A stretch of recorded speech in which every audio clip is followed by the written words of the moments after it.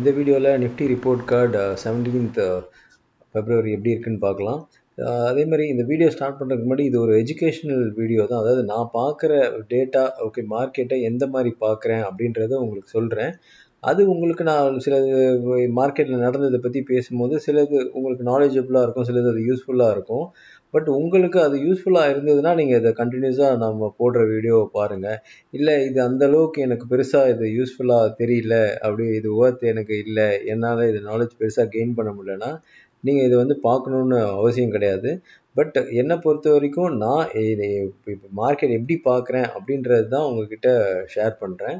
இப்போது Nifty daily RSI 39.45 இருக்குது. ஒரு பெரிய டிஃப்ரென்ஸ் எதுவுமே இல்லை, அதே ரேஞ்ச் தான் இருக்குது. ஒரு 30 கீழே போயிடுச்சுன்னா அட்லீஸ்ட் நம்ம ரொம்ப ஓவர் சோல்டு ஆகிடுச்சின்னு எடுத்துக்கலாம். அட்லீஸ்ட் ஒரு 70க்கு மேலே போயிடுச்சுன்னா ஓவர் பாட்டுன்ற மாதிரியும் பார்க்கலாம். எதுவுமே இல்லை, அந்த இன்பிட்வீன்லேயே தான் இருக்குது. மார்க்கெட்டும் அதுக்கேற்ற மாதிரி அந்த பர்டிகுலர் இடத்துல திரும்ப திரும்ப சப்போர்ட் எடுத்துகிட்டே தான் இருக்குது. அதே மாதிரி ட்ரேடர்ஸுக்கு ஒரு ஃபாஸ்ட்டாக ஒரு மொமெண்டம் கிடைக்கணுன்ற மாதிரி எதுவுமே இன்னும் இல்லை. மூவிங் ஆவரேஜ் 10க்கு கீழே தான் மார்க்கெட் ட்ரேட் ஆகிட்டு இருக்கு. 10க்கு கீழேனாலே உங்களுக்கு தெரியும் 20, 50, 200 எல்லாமே அது கீழே தான் இருக்குது. நிஃப்டி 50 ஸ்டாக்ஸு மூவிங் ஆவரேஜ் 10க்கு அபோவ் 10 ஸ்டாக்ஸ் தான் இருக்குது. அது ஆல்மோஸ்ட் ஒரு ஓவர் சோல்டு அப்படின்ற மாதிரி காமிக்குது. பட் வேறு எதுவுமே 200, 50, 20 எதுவுமே ரொம்ப ஒரு பாசிட்டிவான சுச்சுவேஷன் இன்னும் வரல. பிகாஸ் அது மார்க்கெட் மேலே போக போக தான் அந்த மார்க்கெட்டோட தான் அது பாசிட்டிவ்னஸ் தெரியும். FIS இன்றைக்கும் ஒரு 3,937 crores செல் பண்ணியிருக்கிறாங்க. டிஎஸ் நம்ம அருமையாக லிக்விடிட்டி அவங்களுக்கு கொடுத்துருக்கோம். 4,759 crores நம்ம பை பண்ணியிருக்கோம். நம்ம கொஞ்சம் அவங்களோட எக்ஸ்ட்ரா இன்னைக்கு பை பண்ணியிருக்கோம். F&O open position still public 3,60,000 contract பையில் தான் இருக்காங்க. பட் இன்றைக்கி ஒரு நல்ல சேஞ்சஸ் நடந்தது. இன்றைக்கி ஒரு 1,21,000 கான்ட்ராக்ட் செல் பண்ணியிருக்கிறாங்க பப்ளிக்கு. அதை அப்படியே ப்ரோ வாங்கியிருக்காங்க.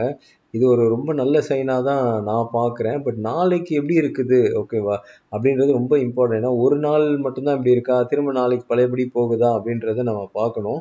பட் இப்போதைக்கு ஒரே நாளில் 1,20,000 கான்ட்ராக்ட் ப்ரோ வாங்கியிருக்கிறது எனக்கு ரொம்ப ரொம்ப மகிழ்ச்சியாக இருக்குது. இது ஒரு ட்ரேடரோட பாயிண்ட் ஆஃப் வியூ தான் இந்த F&O ஓப்பன் பொசிஷன்றது. இப்போ அடுத்த நாளைக்கு வேறு மாதிரி இருக்கும். பட் இது ஒரு ட்ரேடரோட பாயிண்ட் ஆஃப் வியூ தான். பட் இதில் இன்றைக்கி நாலேஜபிள் என்ன அப்படின்னா, இன்றைக்கி 9:30 லைவில் பார்த்தீங்கன்னா 23,200 கால் அதிகமாக ட்ரேட் ஆகிட்டுருக்கு. எப்படின்னா மார்க்கெட் 22,800 தான் இருக்குது. இங்கேருந்து 400 பாயிண்ட் தள்ளி அந்த கால் ஆப்ஷன் ஓவராக ட்ரேட் ஆகிட்டு இருக்கு. இட் மீன்ஸ் என்னன்னா, இப்போ மார்க்கெட் ஒரு மாதிரி ரொம்ப பேரிஷாக இருக்குன்னா என்னன்னா 22,800 காலே நிறையா இருக்கும், நிறைய ட்ரேட் ஆகும். அதாவது என்னை பொறுத்த வரைக்கும் நிறைய செல்லுன்னு தான் நான் எடுத்துக்குவேன் அதை. ஏன்னா பப்ளிக் ஏமாறுறதால அதிகமாக இருக்கிறத நான் செல்லுன்னு தான் எடுத்துக்குவேன். அப்போது 22,800 ஆகிற இடத்துல எப்படின்னா 22,800 புட்டு ஜாஸ்தி ஆகுது. அதாவது இட் மீன்ஸ் அது 22,800 ஒரு ஒரு சுவர் மாதிரி, அதாவது வால் மாதிரி அப்படியே நிற்கிது. ஓகே, 23,200 பயப்படுறாங்க. 22,900 காலை செல் பண்ணுறதுக்கே பயப்படுறாங்க. ஒரு 100 பாயிண்ட் தள்ளி இருக்க காலை செல் பண்ணுறதுக்கு பயப்படுறாங்க. மார்க்கெட் நல்லா பேரிஷ்லாம் இருந்ததுன்னா 22,800 அதிகமாக செல் பண்ணுவாங்க. இப்போ மார்க்கெட் 22,800 ட்ரேட் ஆகுது, 800 புட்டு அதிகமாக ட்ரேட் ஆகுது. ஸோ அது ஒரு சப்போர்ட் ஆகவும் 23,200 கால்லாம் பக்கத்துலேயே வரக்கூடாதுன்னு ரொம்ப தள்ளி போகிறாங்க. அதுவே நல்லா தெரியுது இன்னைக்கு மார்க்கெட் மேலே தான் போகிறது சுச்சுவேஷன் இருக்கும் அப்படின்றது. நாங்கள் இப்போ 10 o'clock இன்றைக்கி ஒரு டைம் இருந்தது, அந்த டைமில் ரிவர்ஸ் ஆகும்னு நினச்சோம். அதுக்கேற்ற மாதிரி ரிவர்ஸ் ஆச்சு. ஸோ வி ட்ரேடட் இன் இது பை சைடில் ட்ரேட் பண்ணோம். ஆனால் 9:30க்கு அது கிளியராக தெரியுது. யார் வேணால் அதை பார்க்கலாம். அந்த ஓப்பன் இன்ட்ரெஸ்ட்ன்றது NSE கொடுக்குற டேட்டா தான்.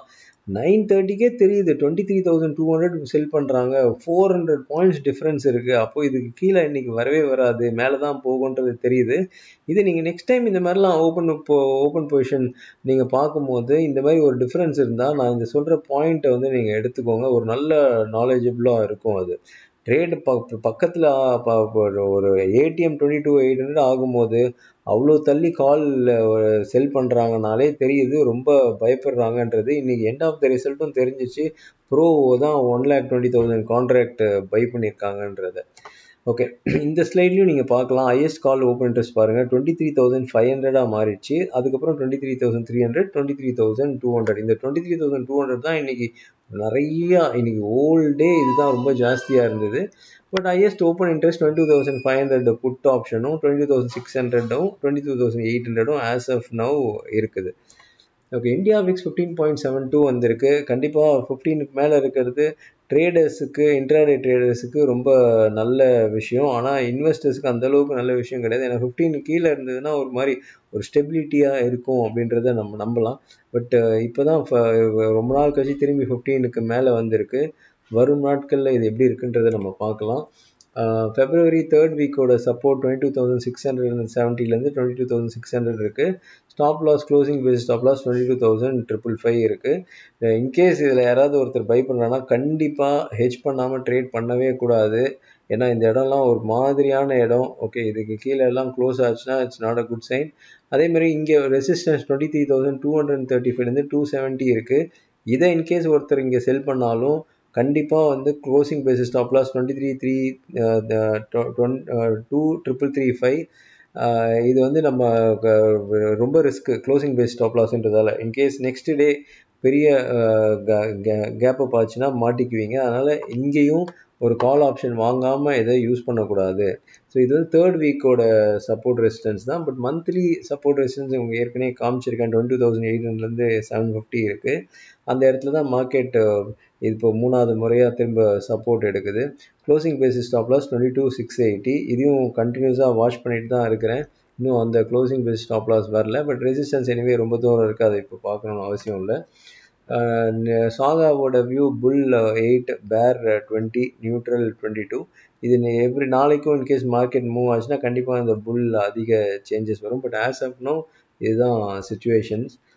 இயர்லி மிட் பாயிண்ட் இது நிறைய கிளியராக சொல்லியிருப்பேன், நிறைய பேசியிருப்போம். 23,500 ட்ரேடருக்கு ரொம்ப ரொம்ப இம்பார்ட்டண்ட் பாயிண்ட் இது. 23,500க்கு கீழே இருக்கிற வரைக்கும் இட்ஸ் செல், அதுக்கு மேலே இருந்தால் பை. ஸோ 23,500 கீழே நம்ம ஏதாவது சப்போர்ட்டில் வாங்கும் போது கூட ஹெட்ஜ் பண்ணி பண்ணுறது நல்லது. 23,500க்கு மேலே நிஃப்டி போயிடுச்சுன்னா இட்ஸ் ஸ்மூத் ரைடாக இருக்கும்னு நான் எதிர்பார்க்குறேன். அதுக்கு மேலே இருக்கிற வரைக்கும் மார்க்கெட் பெட்டராக இருக்கும் அப்படின்னு எதிர்பார்க்குறேன். இது வந்து இந்த ஹோல் இயர்க்கே இதான் நம்பர். இந்த 2025ஓட பிவோட் நம்பர்னு வச்சுக்கோங்க 23,500. ரொம்ப இம்பார்ட்டன்ட் நம்பர் இது. ட்ரேடருக்கு இதை புரிஞ்சவங்க கண்டிப்பாக இதை வச்சே நிறையா ட்ரேடிங் ஸ்ட்ராட்டஜிஸை யூஸ் பண்ணலாம். அதே மாதிரி நிஃப்டி இது டுக் சப்போர்ட் அட் 22,600லேருந்து 800. இது இந்த ஒரு சார்ட் தான் போயிட்டுருக்கு. இது இந்த சேனலுக்குள்ளே தான் போயிட்டுருக்கு. இது எந்த ஒரு சேஞ்சஸுமே நிஃப்டி இல்லை.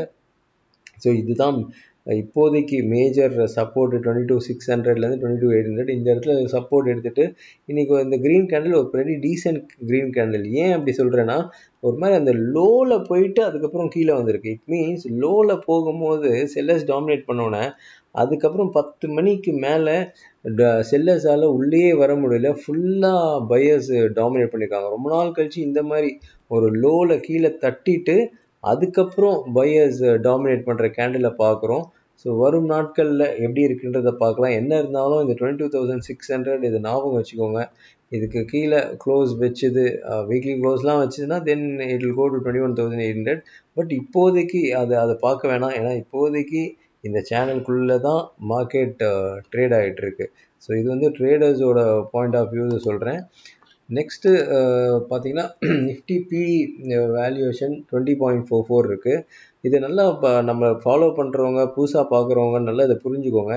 இது வரைக்கும் நான் பேசினது எல்லாமே ஒரு ட்ரேடர் பாயிண்ட் ஆஃப் வியூவில் பேசினேன். அதாவது அடுத்த நாள் ட்ரேடிங்க்கோ இல்லை ஒரு குட்டி ஸ்விங் ட்ரேடிங்க்கோ பேசினேன். ஸோ அதை பேஸ் பண்ணி நமக்கு இந்த டேட்டாவை வச்சு நம்ம எதாவது ட்ரேட் பண்ண முடியுமா, இந்த டேட்டா என்ன சொல்லுது, அடுத்த நாளைக்கு நமக்கு எப்படி இருக்கும், இந்த டேட்டா ஏதாவது யூஸ்ஃபுல்லாக இருக்கான்னு சொல்லுவேன்.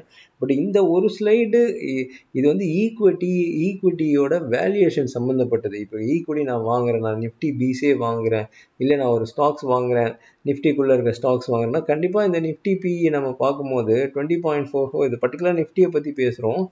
பட் 20.44ன்றது ஒரு ப்ரெட்டி டீசென்ட் வேல்யூவேஷன் தான். உங்களுக்கு நல்லா தெரியும், என்ன ரெகுலராக ஃபாலோ பண்ணுறவங்களுக்கு 25,400 இருக்கும்போது நான் கிளியராக சொன்னேன் 24 பிஇ வந்துடுச்சு, அதுக்கு மேலே வேல்யூவேஷன் இல்லை, பையே பண்ணாதீங்க அந்த இடத்துல சொன்னேன். ஸோ அந்த இடத்துல இருந்து மார்க்கெட் இப்போது 20.44 வந்துடுச்சு. ஆல்மோஸ்ட் 14% மார்க்கெட் கரெக்டாக இருக்குது. ஸோ இந்த இடத்துல வேல்யூவேஷன் கண்டிப்பாக பெட்டராக தான் இருக்குது. மார்க்கெட்டு அதாவது ஒரே இடத்துல இப்போ நிற்காது. இப்போ சடனாக இப்போ ஏதோ ஒரு பேனிக்கை கிரியேட் பண்ணணும் அப்படின்னா ஒரு பேனிக்கு கிரியேட் பண்ணுற மாதிரி கிரியேட் பண்ணிட்டு அதுக்கப்புறம் திரும்பி பழைய இடத்துக்கே கூட போயிடும்.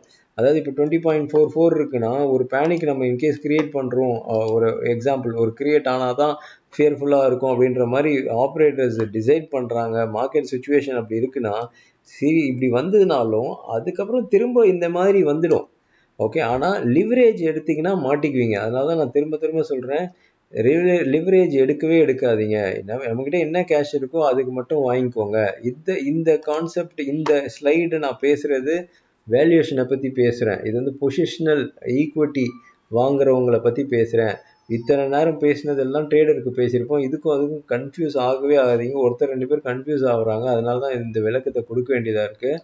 ஸோ வேல்யூவேஷன் 20.44 நல்ல வேல்யூவேஷன் தான். இந்த இடத்துல வாங்கினா நமக்கு ப்ராஃபிட்ஸ் வருமா? கண்டிப்பாக ஒரு 1 இயர் 2 இயர்ஸ் பாயிண்ட் ஆஃப் வியூவில் பெட்டராக தான் இருக்கும். ஏன்னா இந்த வேல்யூவேஷன் இது நல்லா தான் இருக்குது.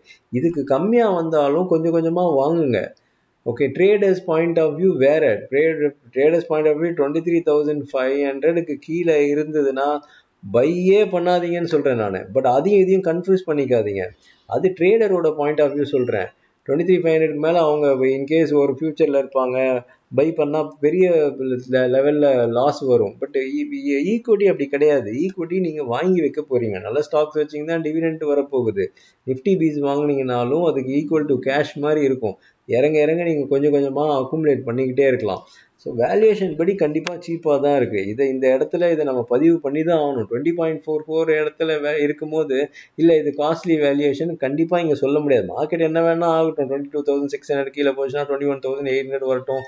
அதுக்கப்புறம் ஒரு பேனிக் கிரியேட் பண்ணாதான் பாட்டம் ஆகும்னு சொல்லிட்டு இன்னொரு பேனிக் கிரியேட் பண்ண அது என்ன வேணால் ஆகட்டும். ஆனால் இன்னைக்கு வேல்யூவேஷன் இங்கே 20.44 தான் இருக்குது. இன்னைக்கு நிஃப்டி 19,000 ரேஞ்சு தான் இருக்குது. நிஃப்டி ட்ரேட் ஆகலாம் 23,000. ஆனால் வேல்யூவேஷன் படி 19,000 தான் இருக்குது. இதை தான் நான் பதிவு பண்ணுறேன்.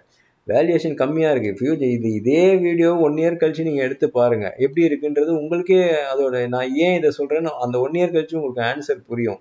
ஸோ இந்த பேனிக்கில் திடீர்னு ஒரு இதை கிரியேட் பண்ணுறது காலையில் எக்ஸ்பிளைன் பண்ணியிருப்பேன் கிளியராக. 8,800 தான் நான் 2024 எதிர்பார்த்தேன். ஆனால் அதுக்கு கீழே 1,300 பாயிண்ட் வந்தது. ஸோ அந்த மாதிரி தான் ஆகும். சடனாக ஒரு இது வந்ததுனாலும் அதை பற்றி பயப்படாதீங்க. லிவரேஜ்ல இருந்தால் பயப்படுவீங்க. திரும்பவும் அந்த மாதிரி ஒரு எப்படி எவ்வளோ வேகமாக இறங்குச்சோ அதே வேகத்தில் ஏறிடும். ஸோ இதெல்லாம் பார்த்து நம்ம வேல்யூவேஷனுக்கும் இதுக்கும் சம்மந்தம் கிடையாது. கம்மியாக கிடைக்கும் போது ஈக்விட்டி பையர்ஸு வாங்குறது தான் புத்திசாலித்தனம். இது வந்து என்னென்னா இந்த ஸ்லைடு எடுக்கணுமா எடுக்க வேணாமான்றதை கமெண்ட் செக்ஷனில் பதிவு பண்ணுங்கள். ஏன்னா சில பேர் வந்து கன்ஃபியூஸ் ஆகுறாங்க. நான் 23,500 கீழே நீங்கள் பையே பண்ணக்கூடாதுன்னு சொல்கிறேன். அது வந்து ட்ரேடர்ஸ் பாயிண்ட் ஆஃப் வியூவில் சொல்கிறோம்.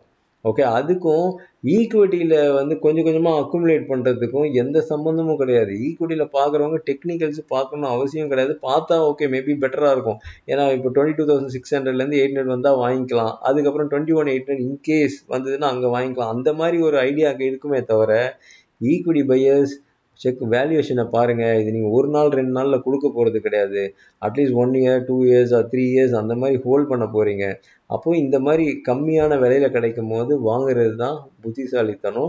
ட்ரேடருக்கும் நான் இப்போ இந்த சொல்கிற அட்வைஸுக்கும் சம்மந்தமே கிடையாது. ட்ரேடர்ஸ் கண்டிப்பாக டெக்னிக்கலி கொஞ்சம் ஸ்ட்ராங்காக இருக்கணும். இந்த இடத்துக்கு மேலே போச்சுன்னா ஒரு பேட்டர்ன் வந்ததுன்னா நான் அந்த பேட்டர்னை யூஸ் பண்ணணும்னு சொல்கிறோம். ட்ரேடர்ஸ்க்காக தான் நான் இது போடுறேன். இந்த பேட்டர்னுக்குள்ளே தான் இப்போ போயின்னு இருக்குன்னு போடுறேன். ஸோ இந்த பேட்டர்னை உடைக்கும் போது தான் அடுத்தது லெவல்ஸை நம்ம பார்க்கணும். அது வரைக்கும் திரும்ப இந்த இடத்துக்கு போகும் அப்படின்ற மாதிரி தான் நம்ம நினைக்கணும். ஹோப் நான் ஐ திங்க் எல்லாம் கிளாரிஃபை பண்ணியிருக்கேன்னு நினைக்கிறேன். பட் இந்த ஸ்லைட் கண்டினியூ பண்ணுமா பண்ண வேணாமான்றதை நீங்கள் சப்ஸ்கிரைபர்ஸ் நீங்களே சொல்லுங்கள். அதுக்கேற்ற மாதிரி நம்ம டிசைட் பண்ணிக்கலாம். Thank you so much. திரும்ப இன்னொரு வீடியோவில் உங்களை சந்திக்கிறேன்.